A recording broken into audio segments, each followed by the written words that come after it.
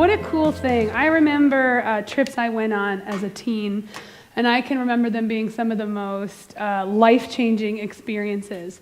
And I still think about them at times and how they form me. So that's super cool, Tyler.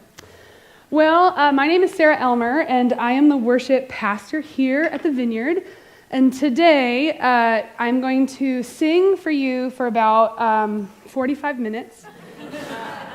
I'm just kidding. That was nice. Thanks. No, actually, I get the pleasure of sharing with you this morning, and I'm excited to be here to do that. But I don't know if you know this, but today's St. Patrick's Day, and I thought it would be appropriate for me as a Irish person, American Irish, obviously, to share an Irish blessing with you. One that has been passed down in my family for years and years, and it's very dear to my heart, and I hope it becomes dear to yours. So I'm just going to read it to you now. May those who love us, and those who don't love us, may God turn their hearts. And if he doesn't turn their hearts, may he turn their ankles so that we know them by their limp. So if you guys all limp out of here today, I'm not going to be happy about it. Just kidding. Thank you for humoring me with that one. No, but I am excited to share with you today, and I have been loving this series that we've been in called Beauty and Truth, where we take a journey through parts of the book of John, just with an emphasis on the truth of who Jesus is and also on the beauty in our lives, right? And I was thinking about this because I have been trying to come up with what to talk about for a long time.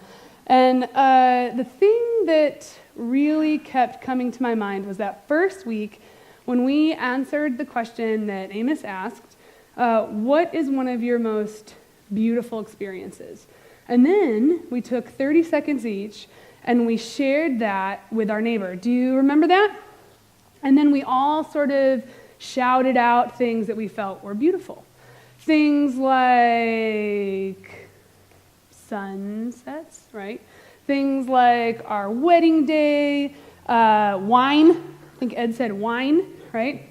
And childbirth was one that I heard. I know my partner and I, while we were talking about it, like she said childbirth, and I was like, oh, wow, But all those things, I couldn't help but think about what would it be like if we had actually said, think about something pretty, right? Like there's a difference in the word beautiful and pretty, to me at least.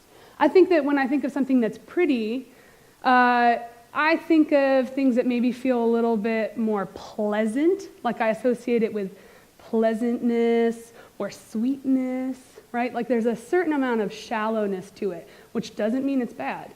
But when I think of the word beautiful, I think there's a complexity to it. And I think that we can see that in some of the answers that we gave, right? Like, I don't know, but when I taste a really nice wine, and you hear people describe it, they use terms that I don't always associate with pleasantry. I can't even think of any right now, but oh, it tastes like leather. Like people say that, right? Leather? Buh.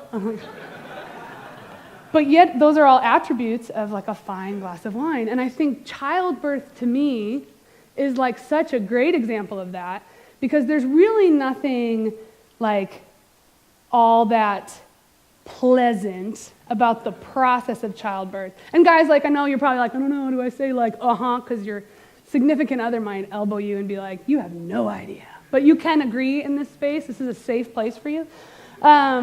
But there's nothing, it's really complex. There's highs and lows. There's a lot of contrast. When you see a beautiful painting or a picture, there's a lot of darkness and light, and it brings so much beauty to a painting when you have those things. And so I think that also applies to our experience with life. In order to appreciate the beauty in life, we have to accept the fact that there are highs and there are lows, and there are things that are sweet and things that are bitter, and that all of those experiences help us to appreciate beauty. At this point in our book of John, the disciples have sort of been through the ringer a little bit in terms of like Jesus is saying all this stuff. He's washed their feet, which is sort of a weird experience for them, not the social norm by any means. So they're going through they're trying to process a lot of things. Jesus had just explained to him that the Holy Spirit was going to come and be their pal, right?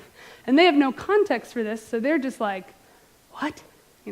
And then he says this. So let's open our Bibles to John 16:16. It's also right there. He says, the other one, thank you.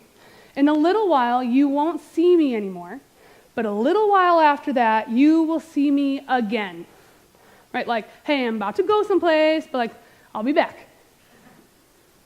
And so and then it says, some of the disciples asked each other, what does he mean when he says, in a little while you won't see me, but then you will see me?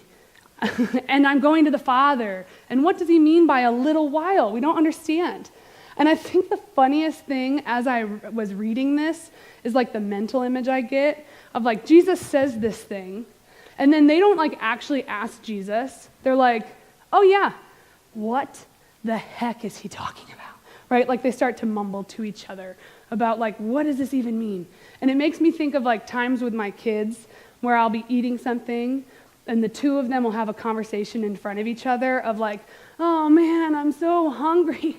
I'm so hungry. I just wish I could have something to eat. I love, and it's usually what I'm eating, that in this super strange, indirect way, they start asking for food, but they're not really asking. They're just being strange about it. And and normally, I either ignore them or I tell them to get their own food. All of the parenting things I would like to do don't happen. I just am please, give me this moment. But Jesus, is way better at that stuff than I am, shockingly. And he answers them with, he realized that they wanted to ask him about it. So he said, are you asking yourselves what I meant? I always had a little bit of sass to Jesus' voice, which I don't know if it was there or not, but I find it to be a little bit more interesting. I said in a little while you won't see me, but a little while after that you will see me again. I tell you the truth, you will weep and mourn over what's going to happen to me, but the world will rejoice. You will grieve, but your grief will suddenly turn into wonderful joy. It will be like a woman suffering the pains of labor. When her child is born, her anguish gives way to joy because she has brought a new baby into the world. So you can have sorrow now, but I will see you again, and then you will rejoice. And no one can rob you of that joy. And at that time, you won't need to ask me for anything, right? He goes on. Now, that's a lot. That's a big answer to the question they were asking. They were basically just saying, what is he saying? And then he gives all of this. That's a lot to process. I think that Jesus was trying to tell them about something that was going to happen, right? He was trying to foreshadow what was going to happen to him and some of the things they might experience, which it is always nice to have a little headway, right, to prepare ourselves for things. But basically, he's telling them, you're going to experience a great loss. You're about to be real upset, basically. And he's right. They were. They were about to experience a lot of loss. And they would have to grieve this. And some of the things that they were going to grieve losing their friend, right? They don't know at this point the total context of how, but they're going to lose their friend. He's going to go away. They're going to watch someone they love suffer greatly. And then they are going to see the people that they see as their enemies. They're going to think they have victory, right? This is so many insults to injury that just sort of layer on top. And then also they have all these expectations in Jesus. At this point, the Jews believe that the Messiah is going to come and he's going to rescue them, right? And I think that the way that they had built that up was more in military means. So he's going to be this conqueror who's going to come in and just make everything right again. Now, we know that he does do this, and he still has a plan to do that, but it certainly doesn't look the way they thought it would. So they have all of this sorrow and these unmet expectations that they need to grieve. Now, I think that sometimes we might look at this particular list, and we might not always see that these are things to grieve. I think that we attach, or at least I have attached, appropriate times to grieve are when someone you really care about dies, right? Or I think that's probably the major one. We actually have rituals in our culture to grieve something like that. But some of these things I don't think we think of as grief. You know, one of the things that is in common with all of these is the idea of change, right? Can we see that? Like, the things are about to change significantly for the disciples and really for the world. And I think it's good for us to think about the fact that every time that there is change, this is an opportunity to grieve. No matter how big or small we might think this change is, it's a great opportunity to grieve a loss. Because on the other side of whatever it is, there is something that we are letting go of.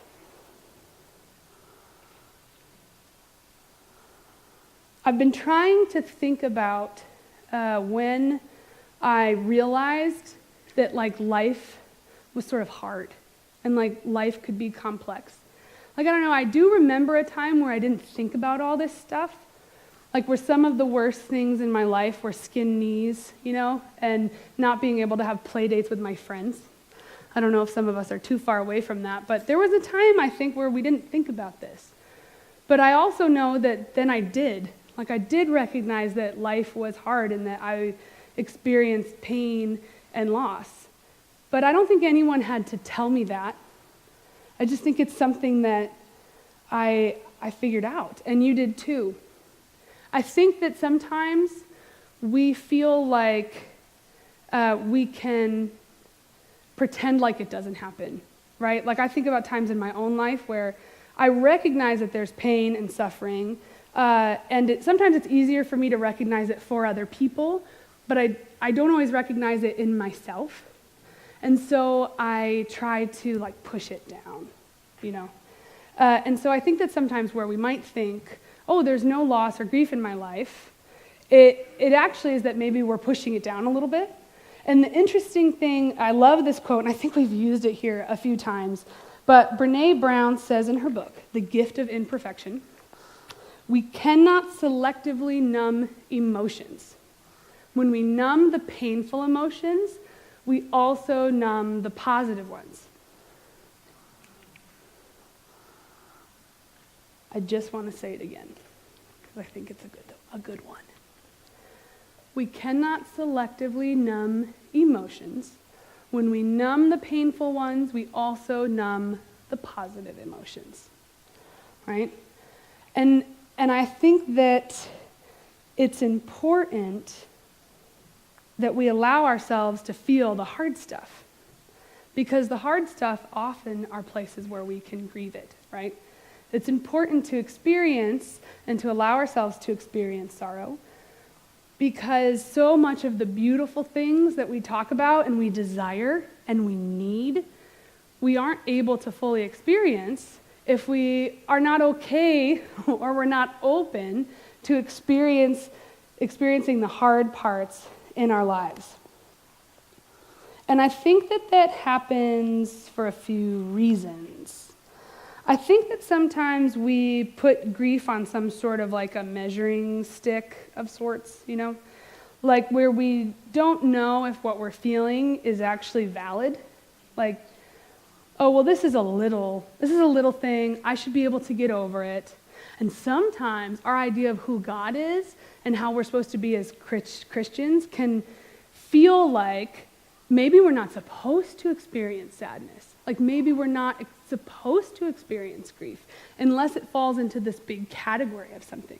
But in the verses that we were reading, it says that grief and loss are a part of what we're going to experience. And those things that I listed about what the disciples were feeling, some of them are not as, recognizably large. They may not fall into a place that we or people around us deem appropriate to grieve. And I just want to say that if you do feel like it's inappropriate for you to grieve something, because as a Christian, you should act like things are okay all the time, and that Jesus has come so you don't have to feel any of these things, or you don't have to worry about stuff and be upset. Like, I just want to say there's actually room for you to grieve, not just because I say so, but because God says so. So we have this scale that sometimes we put into place. My grief is small. It might not even be grief. I'm just bummed, And I think that it's important to go back to this place of change is an opportunity to grieve. So the places in your life where you have experienced change, you can just sort of know that there is place for you to grieve as well. Personally, I have experienced loss like everyone else. But I know many times where I didn't handle it well, right? So when Josh and I had been married for 2 years, and we weren't really ready to have kids yet, and I had a positive pregnancy test, and we were like, ah! But also like a little bit of both. And I told my mom, and I was really in this place of not knowing what was going to happen. And then I went for my follow-up, and I had an early miscarriage, right? Which even in that space, I call it an early miscarriage. Because in that moment, I felt like, I wasn't very far along. People actually said to me in that space, well, you weren't very far along, trying to help me feel better and trying to help me see the positive side of things. So what I did is I just moved on from it, okay. And I don't think I thought much about the action of stuffing down my feelings about it. I just went on with life. Fast forward to 2 kids later, Josh and I have been married for a while now, and I am pregnant again.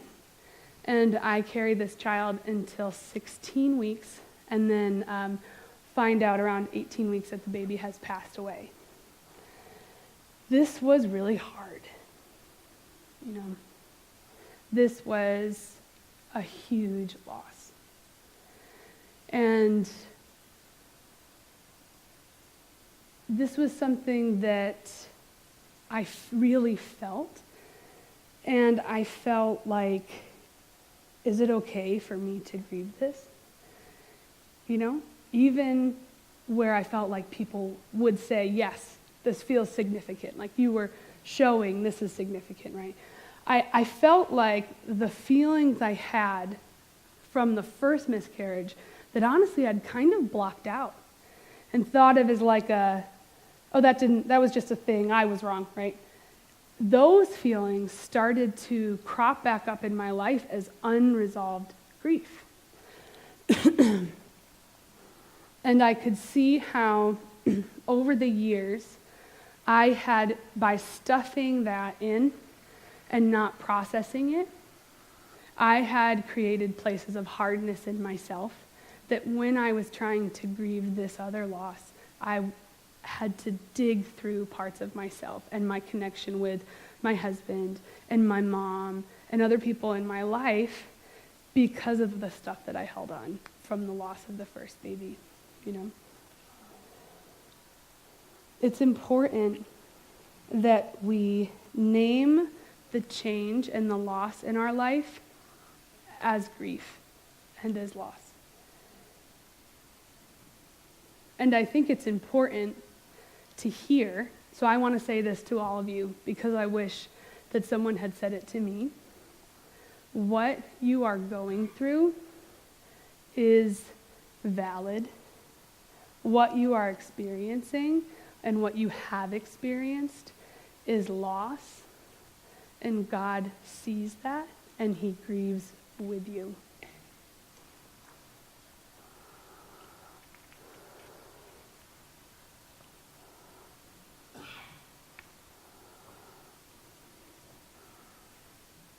Do you have any of these spaces in your life right now? Can you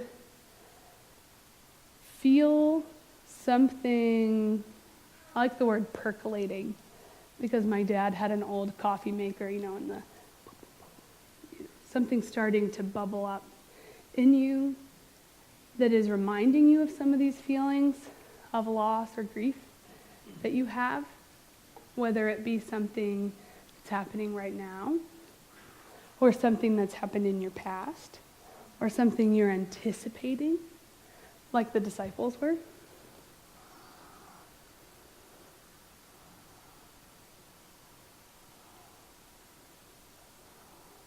What sort of feelings do you have? Because I think that sometimes, and most of the time, our grief more often shows up in us as emotion. C.S. Lewis, the writer, says about the loss of his wife. He says this. He says, "No one ever told me that grief felt so much like fear."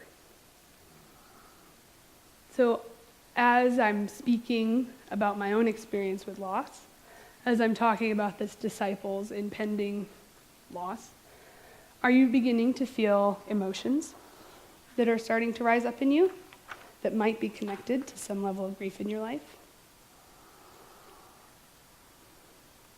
What I would like to do right now is spend some time in silence and allow God to speak to us, or another way to say that in this context is to bring up some stuff in our minds that will help us identify some of this sneaky grief is maybe not the word, but it keeps coming back to me, some of the things that are hidden or woven into our hearts, our minds, that we maybe aren't aware of. So we're going to do this. There's nothing magical about this. We're just taking space. Because I don't know about you, but I really struggle to take space in my day-to-day. So I'm just going to invite you to play along with me a little bit. We're going to take a few minutes of silence. If you notice that you feel uncomfortable with the silence, you can have a phrase that you focus on. So your phrase might be, "Come, Holy Spirit," or it might be, "I love you, Jesus," or just Jesus' name, Jesus. So that as your brain starts to wander in the silence, or you start to pay attention to the noises around you, you get space to say that word in your mind over again. So I will lead you through this space, but I want to ask you to take things off your lap so you can be comfortable. I personally like to have both feet on the ground because my leg starts to fall asleep if I have my legs crossed when I do this. That's just personal preference. So get comfortable, and you have a baby on your lap, so you should probably keep that there. But I invite you to get comfortable and to close your eyes.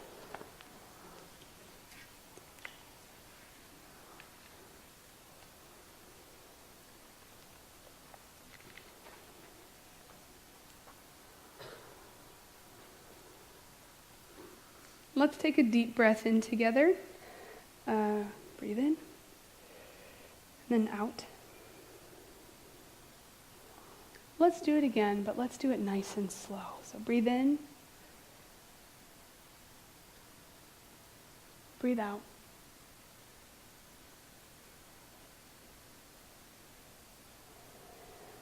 Now you can just breathe as you feel comfortable.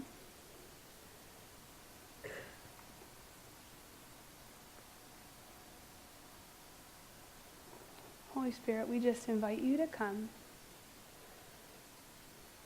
and make us aware of how we're feeling.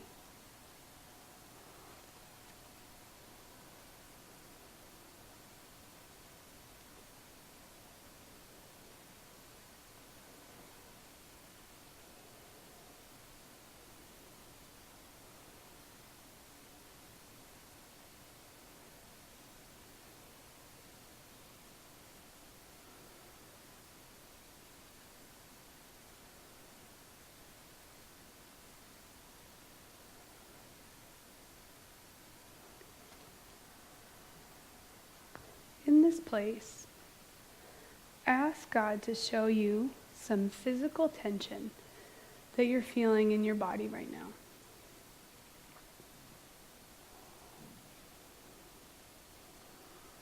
It could be pain. It could be tightness, soreness.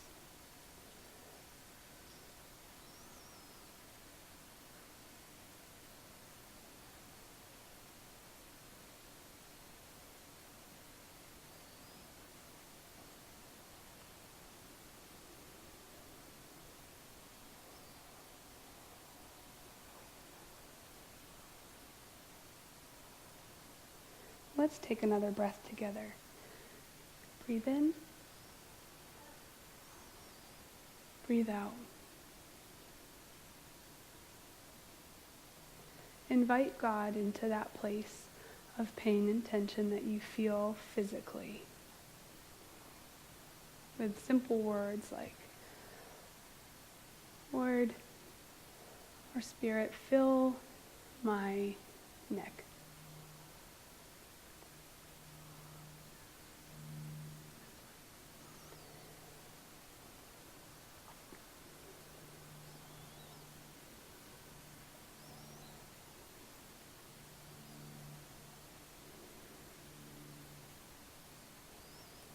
In this place, now ask God to reveal some tension or pain in your heart that you feel.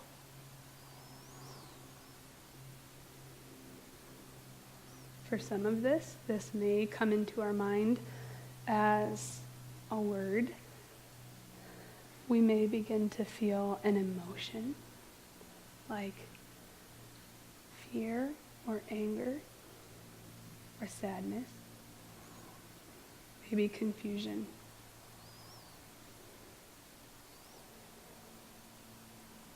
For some of us, a memory is brought to the forefront of our mind.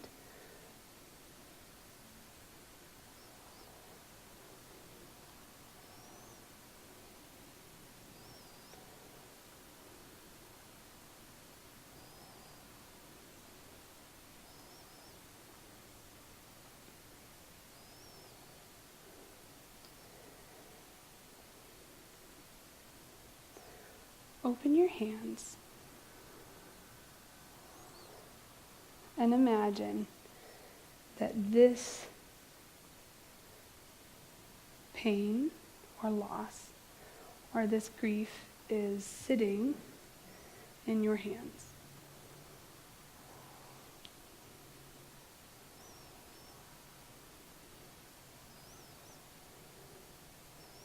Some of us might visualize something. Others might feel like it's heavy, or just imagine it by the weight of what would be in your hands.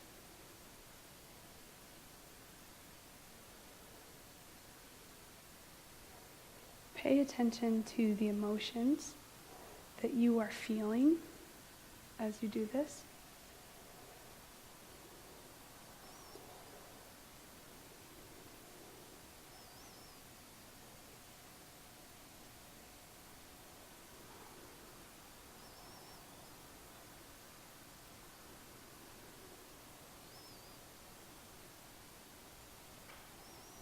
Let's invite Jesus to come and sit with us as we hold this.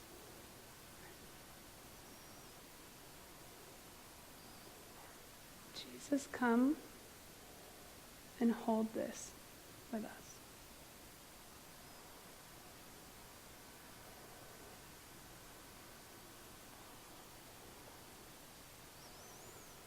You can slowly open your eyes. This place of holding our grief and our sorrow is a hard place to be. Right? It's not the wrong place to be.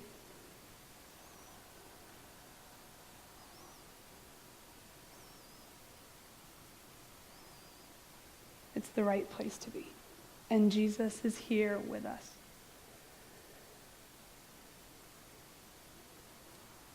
as uncomfortable as it might feel for some of you, let's continue to hold this thing. You don't have to keep your hands open if you don't want. But let's allow ourselves to stay in this place of holding this thing that we feel and keeping it in the forefront for a moment. When we have this in our mind, it's important to note that it's uncomfortable. And it's not always neat, and it's not always pretty. But this is the sort of thing that can lead us to great places of beauty.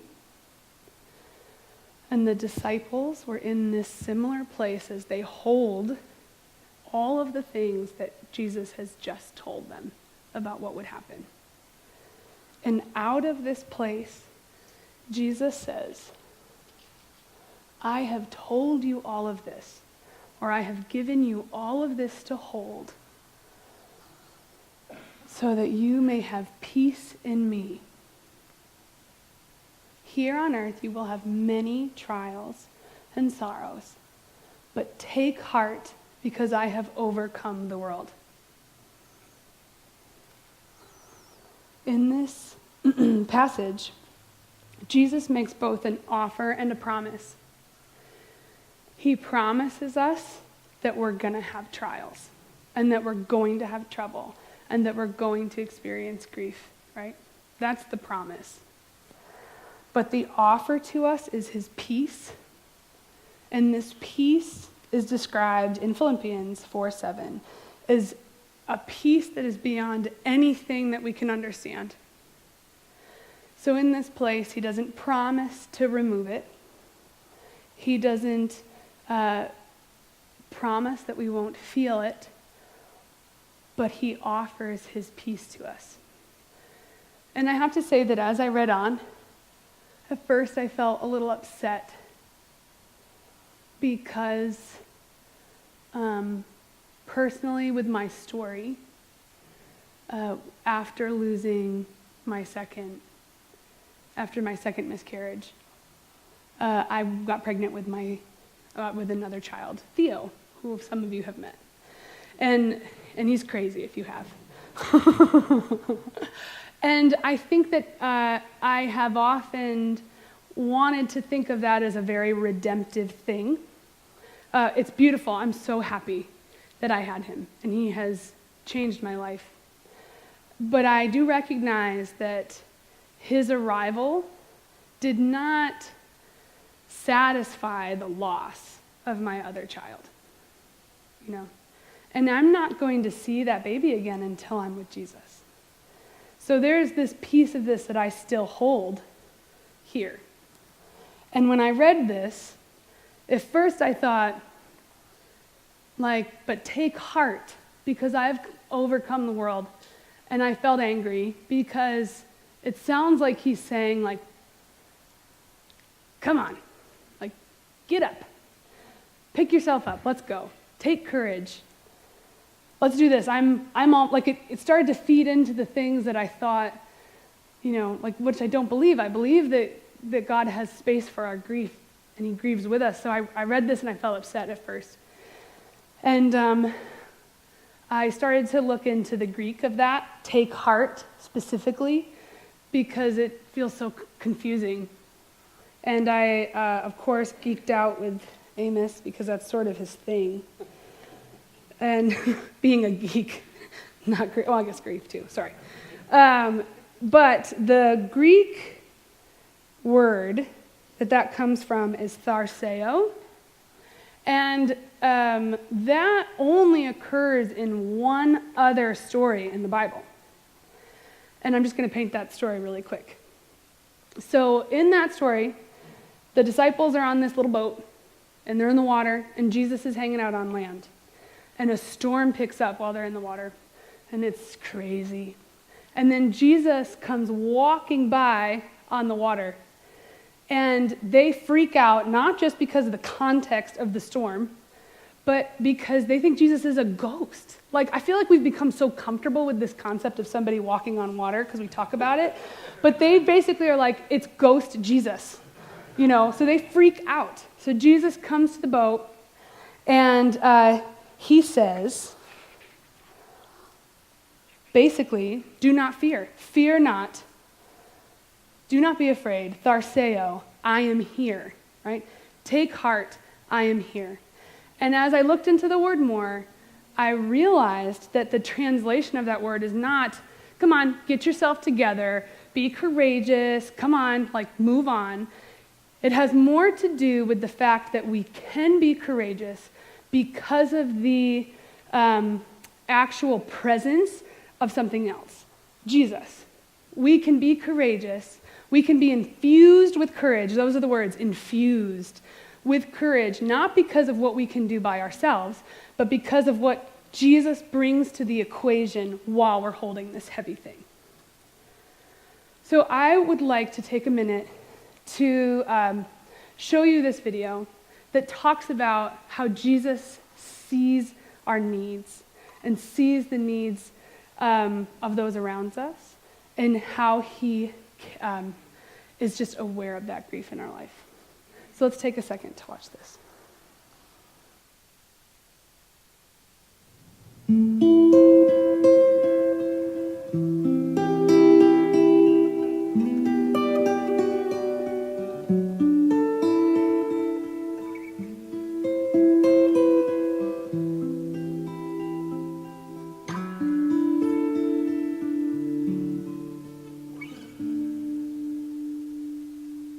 In the garden of our Savior, no flower grows unseen. His kindness rains like water on every humble seed. No simple act of mercy escapes his watchful eye, for there is one who loves me. His hand is over mine. In the kingdom of the heavens, no suffering is unknown. Each tear that falls is holy. Each breaking heart a throne.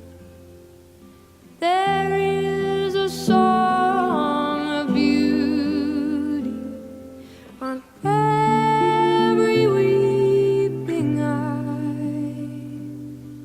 For there is one who loves me. His heart it breaks with mine.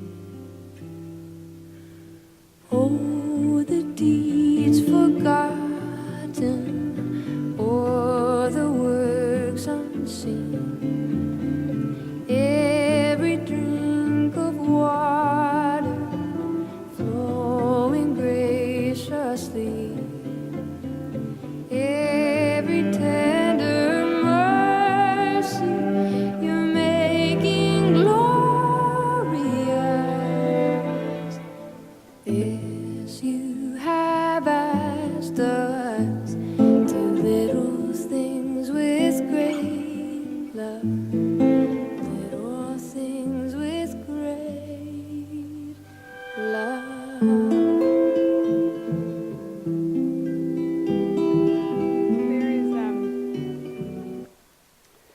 so much in that for us.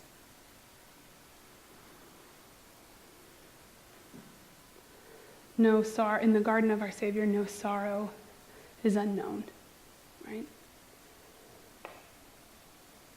He sees us.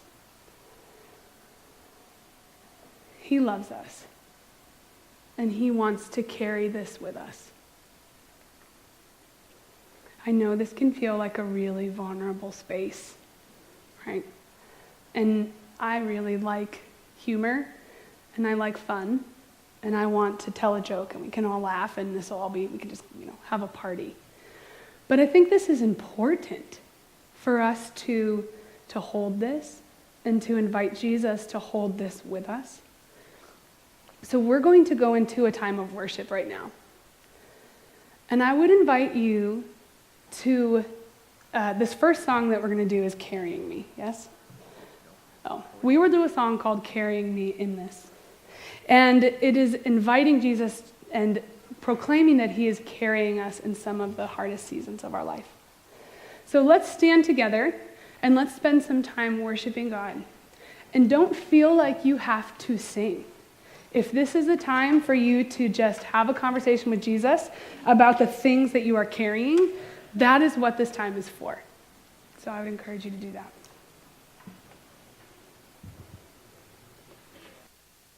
I just pray that you would come and continue to move as we worship you.